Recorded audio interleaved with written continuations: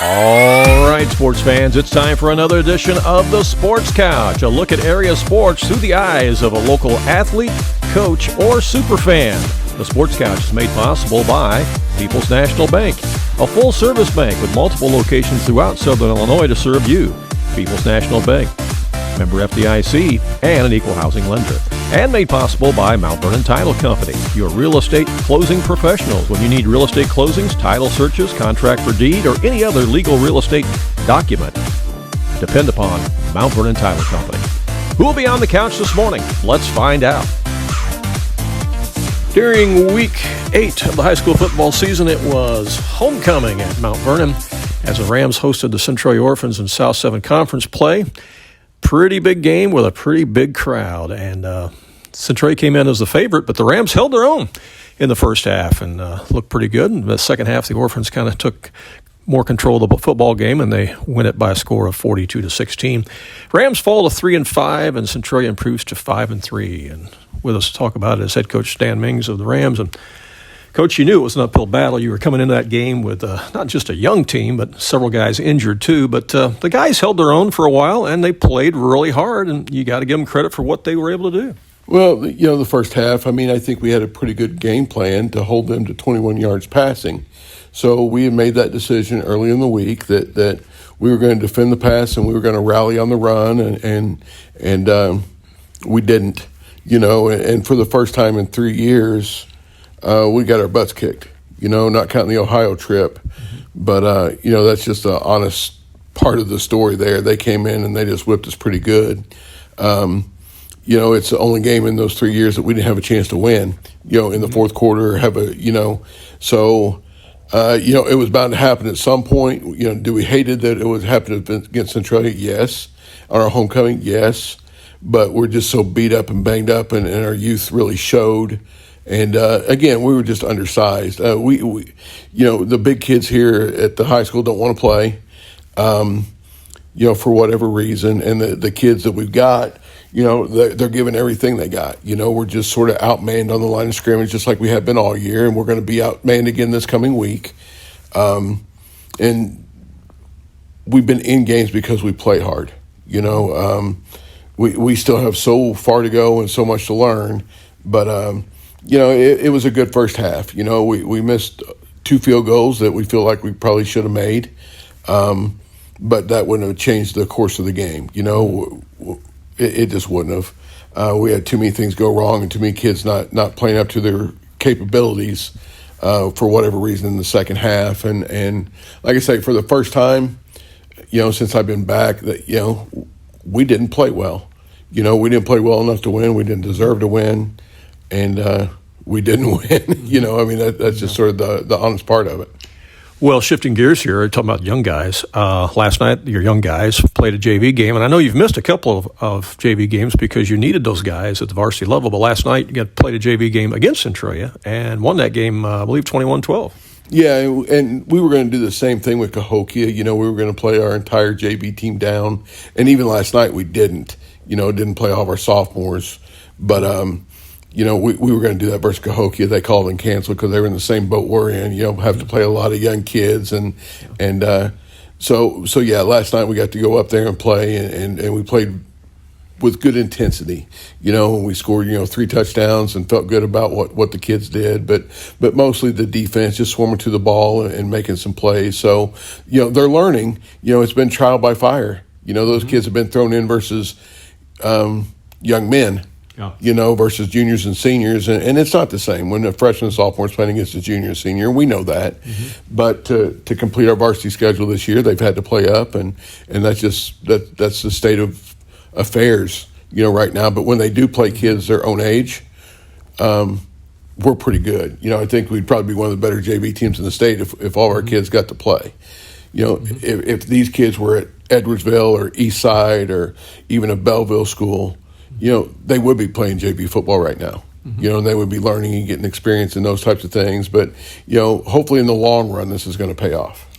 Final game on the schedule upcoming this weekend. It's the Alton Redbirds. Their record can be misleading because they're playing the Edwardsvilles and the East St. Louis's of the world. So You can't just look at their record and say this is a cakewalk, because it's not. No, when you're playing a nationally ranked St. Louis team that's number one in the state of Illinois, and you break off plays against them, and they did, and you play in Edwardsville, who just took East St. Louis to a 14-7 win.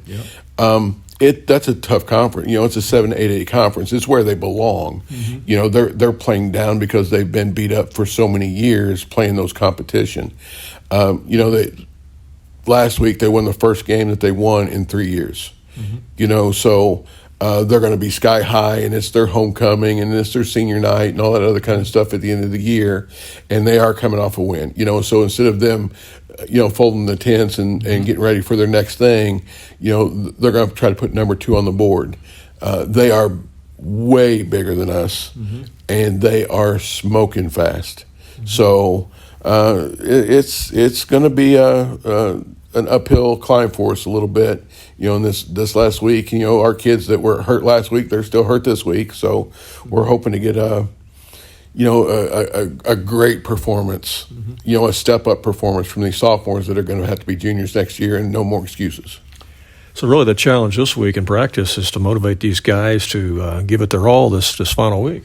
Well, yeah, a lot of motivation comes from within. Yeah. Sure. we talked to them yesterday, the kids that we had here, and we just basically put online, we've got 2 choices. One, and this was about 10 minutes into our meeting, I can say, hey, go home, we've had a great year, let's show up and just finish this thing out, or we're going to go to work. What's it going to be?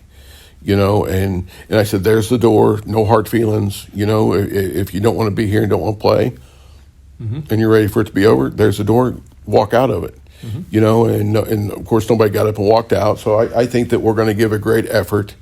I just don't know that we have enough, arrows in the quiver. I'm just not sure that's where we're at right now. And hopefully it comes down to we give a great effort, because those are 2 things that any individual in this world can control.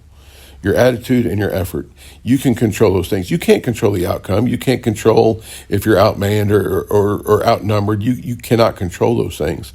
But you can control how you think. You can control how you act. You can control those things. And, that's I guess, the lesson we're going to learn this week, is what you do when the chips are down. Do you sack the bats and start the bus, or do you want to fight till the very last guy? And, hopefully, Mount Vernon football fights till the last guy, but, to be determined. Yeah.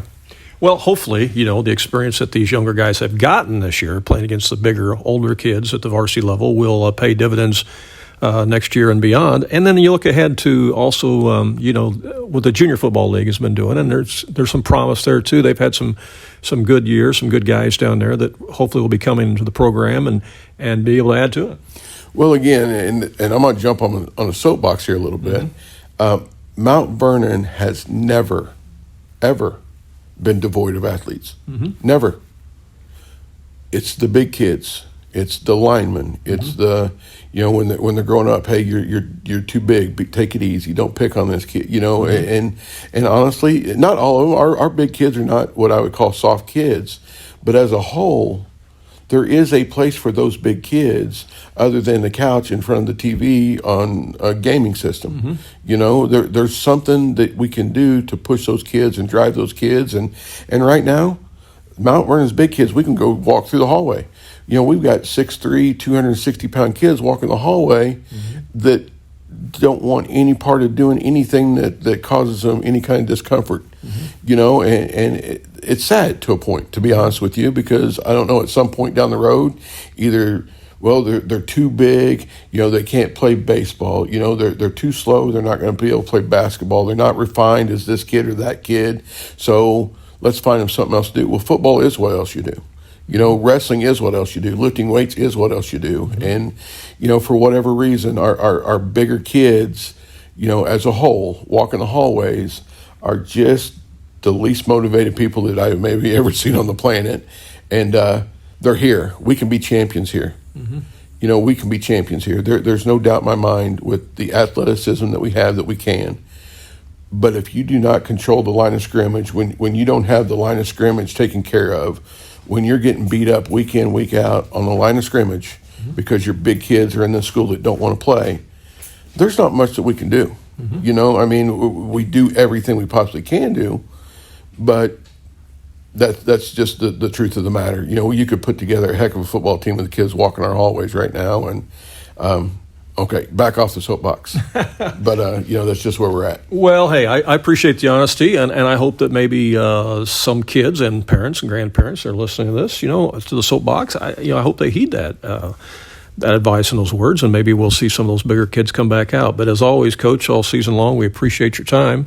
Appreciate your insight each week. It's always been fun to cover the Rams, and best of luck this week against Alton. Well, I appreciate it, Randy. And one more thing, back on the soapbox, just one more thing. Yep. It's okay to raise tough men. Yeah. It's okay to raise tough people, and I think that we need to maybe get back to that a little bit. So, and I appreciate everything you do and just the weekly chats that we have. And, you know, like I say, you get what you get. I am who I am, and I'm going to call it like I see it, and that's going to make some people happy, some people sad, but you know, that's just the way it is, and that's who I am, and I'm too old to change, and I'm not going to change. So, but I do appreciate everything you do, and the amount of you know, publicity we get out there with what you do. No problem. All right. Thank you, Coach. All right.